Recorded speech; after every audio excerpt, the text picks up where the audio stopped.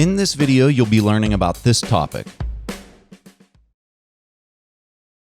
One of the quotes in there that really stuck with me is he really gets into something that you just described, which is this labor theory of value might actually be playing out with Bitcoin. And you talk to any economist and they'll roll their eyes at this labor theory of value. They'll say that's clearly not something that actually works in reality, especially when you get into specialized services, like say you're a doctor or whatever, like that's just not something that's applicable. But I think when you look at Bitcoin and you look at the mining process and you look at how commoditized the mining process is and how competitive it is, it's really kind of the electrical cost to mine these things that's setting the price floor, especially when you look at the scarcity that keeps getting tighter and tighter, like a noose around, like a collar around a dog that just keeps getting tighter and tighter every 4 years. So this is my question. Is proof of work driving this price floor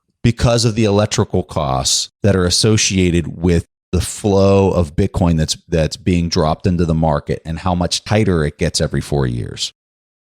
I think the complete inelasticity of the supply curve is interesting, right? Because if you look at any other commodity, the people who are extracting the ore or producing the finished product are going to react to market conditions. If the price of gold is up, they'll reopen mines that have an expensive per gram production cost.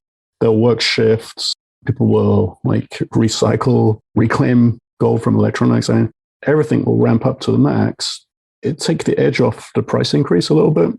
And similarly, if the price is depressed, they'll shut everything down, and it will it'll take some edge out of the selling because there's less to be bought as well. Bitcoin, in comparison, people say Bitcoin doesn't care, which is more insightful than it sounds, right? But it kind of applies here too, right? It's like the price is up. Bitcoin doesn't know that, actually. So it just keeps producing coins. And the miners, of course, they will chase a higher cost by being economically incentivized to bring more miners online and so forth. It's an interesting question to what extent miners sell coins to pay electricity bills. And, at Blockstream, and me personally as well, have been doing mining for about 5 years now. And conclusion is that it's better back-tested, dispassionately back-tested.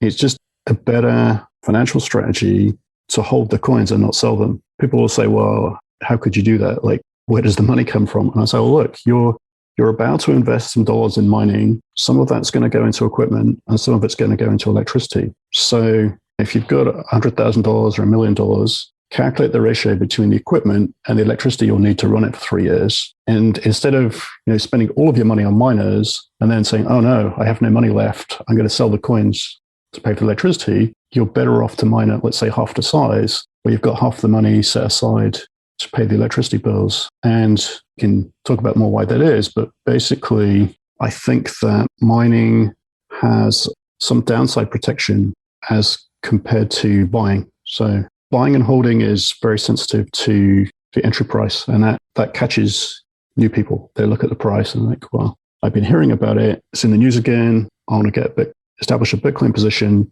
but now, is this a good price? Should I wait for it to fall? Will it just go up? So they get frozen in indecision, right? And so with mining, it's interesting because you don't care as much about what happens. If the price goes up rapidly, you tend to get a derivative benefit because there'll be a shortage of miners or people can't manufacture new miners fast enough to bring them online. So you'll get a kind of derivative premium for a while until that catches up. And that's the current state of the market, really. Last year, miner sales were kind of weak, but this year it's really hard to acquire new miners without very long forward delivery dates. And if you started mining and the price falls, you would think that's bad. But actually what tends to happen is price is falling. And so some miners will switch off because they fall below their break even. And so as that falls, if you keep mining, you've got a cost basis that allows you to keep mining, or you've pre-funded the investment, right? You've got the capital to pay for the electricity and you're going to mine through it. Obviously, you're not going to mine below the cost of buying Bitcoin with electricity. That wouldn't make sense. But there's a big hysteresis between the equipment break-even and the initial investment. So that's typically fairly far off. So you end up mining more coins than you expect through the bottom of the market. And then, well, let's say the market recovers somewhat. So we did one coincidentally where when we started, the Bitcoin price was around $15,000. If you had bought, that would have been your entry price. And when we finished, when these machines reached end of life, the price was about 7,500. And so if you bought and hold, you'd have made a 50% loss in cash terms, Bitcoin. But with mining, we ended up making a 25% profit in dollars. And you wonder, like, well, how could that be? And so you go back, test a bunch of things and try and figure out the pattern of what's going on here. And the point was, price fell all the way down to 3,500, which gives you an indication of this period. And remind a lot of coins, prices below 3,500, because you're generally mining at a discount or you stop. And then the price recovered to 7,500. And that was enough to push us into the discount on mining, plus the fact that we got more coins than we expected because the price really fell a long way in the middle of it. So I think generally what you see is it's less sensitive to entry price or timing. You have some downside protection. You still have a fairly good upside participation. Like we've seen across the periods we backtested, it averaged about 60% upside participation as compared to just buying and holding Bitcoin. So for the trade-off, I think, that's an interesting trade-off, better than being frozen in indecision, let's say, right?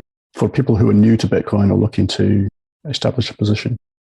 When you say 60% upside, that's on an annualized basis? No, sort of absolute return across a 3-year period. I mean, of course, there are many periods where buying and holding outperforms. I mean, Bitcoin's price history is nothing but exponential, but it's also volatile. So the point being that you experience less volatility by doing mining.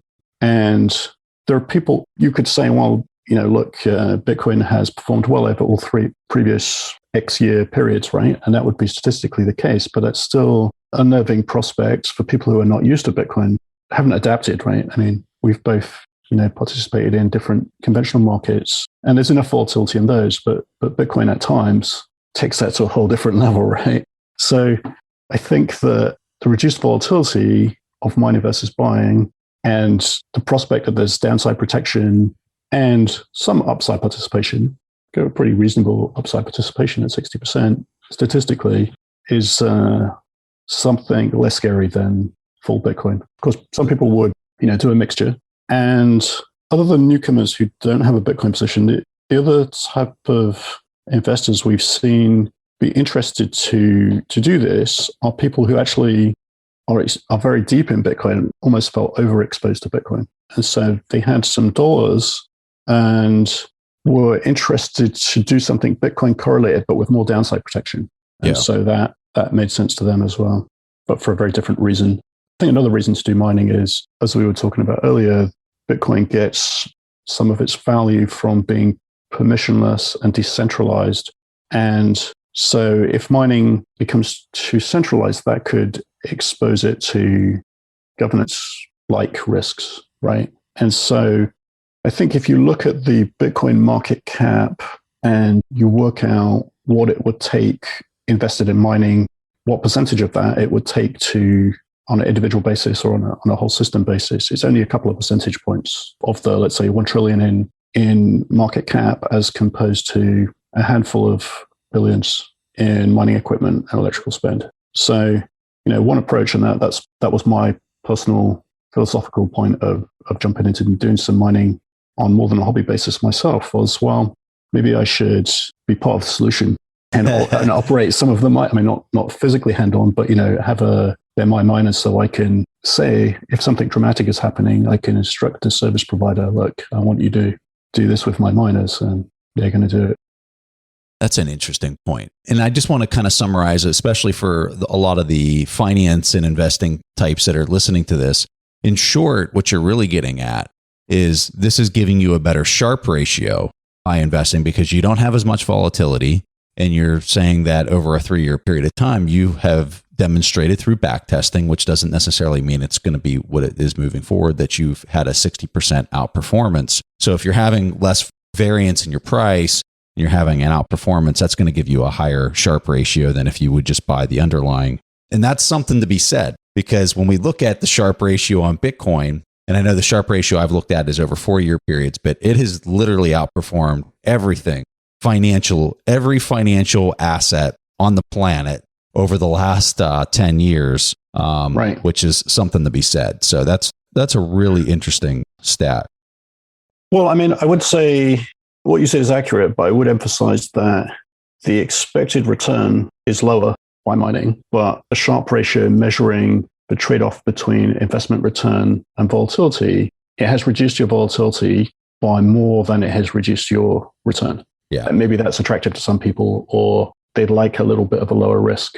Of course, the other obvious thing you can do with risk, which is the way some people talk about Bitcoin for newcomers, is to say, well, by 1 to 5% from the point of view, your stock portfolio is moving around, you're uncertain about lots of factors in today's world. So what's the worst that can happen? You could lose 1 to 5%. And looking at the other factors you're looking at, including M2 money supply expansion and probable double-digit asset price inflation, trying something at a 1 to 5% ratio that may improve that. It's just an asset allocation, mixing a high Sharpe ratio asset with higher volatility. It may repair your returns if things go badly. So that's another thing, just portfolio allocation. Thanks for watching. Make sure to subscribe and hit that notification bell so you don't miss out on the next podcast episode and new investing resources. What are your takeaways and thoughts on this discussion? Let us know in the comments section below.